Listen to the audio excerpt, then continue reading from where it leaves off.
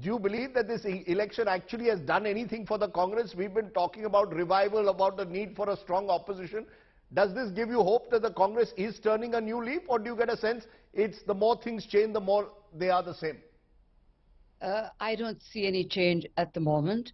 But I was very interested in Mr. Chidambaram's trickle-down democracy theory. Shouldn't it have been the other way up? After they lost in 2014, if they'd had block level, panchayat level, and etc., elections, they would have been dealing with a political party and not with a family firm. Now, to turn a family firm into a political party again is not an easy task.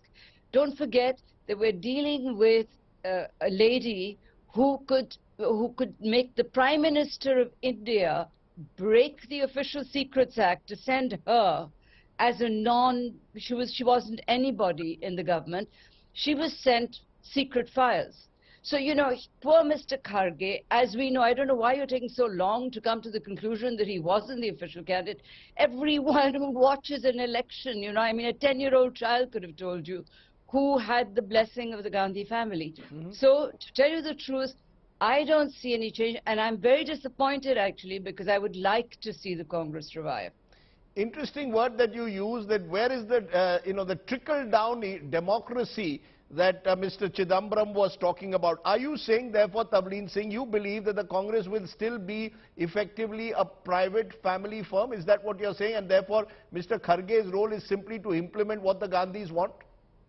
Yeah, that is what I'm saying. He will be given the task of doing a little bit of, you know, housekeeping or office keeping or whatever it is. You know, he'll be the clerk dealing with the files, as far as I can see. All major decisions, in my view, will be taken as they always have been since Sonia Gandhi was president. She continues to remain president.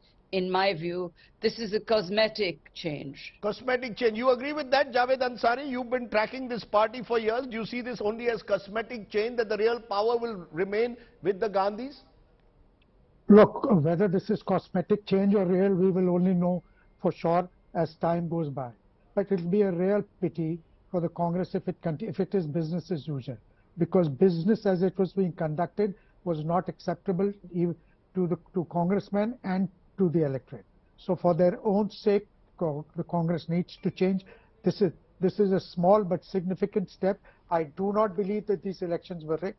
Could they have been organized better? Certainly, but they were certainly not rigged. And now we need Mr. Kharge, and it's on the congressman now to prove. They've been provided a chance to prove, and it's for the Gandhi family also now. They need to truly step back and allow Mr. Kharge and his new tune to function, and they ought to lend them their support. Let's take that forward. Let's take that forward. Sanjay Jha, do you also believe this is just cosmetic change, that that effectively power will continue to vest with the Gandhis, while Mr. Kharge will at best be only seen as a stopgap arrangement, possibly? You know, Rajdeep, I think Mr. Chidambaram mentioned on your show earlier that the Congress has the software, what it needs is a new hardware. But I honestly believe the Congress needs a new operating system. It needs a fundamental, seminal change.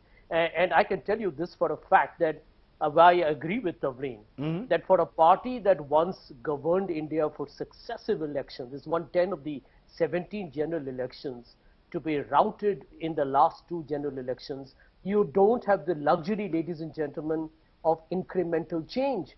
Change has to be drastic. It has to be, as rightly mentioned at the beginning of the program, extraordinary. It has to be spectacular. It has to be earth-shaking. And this is not happening in the Congress. So therefore, I agree with Shashi. Would Shashi Tharoor have represented that? Do you really believe that Shashi Tharoor, the charge is, you see, you and I can say that, you know, Kharge is the wrong person, Tharoor is the right person, but Congress workers, if you speak to them, they don't seem to see it that way.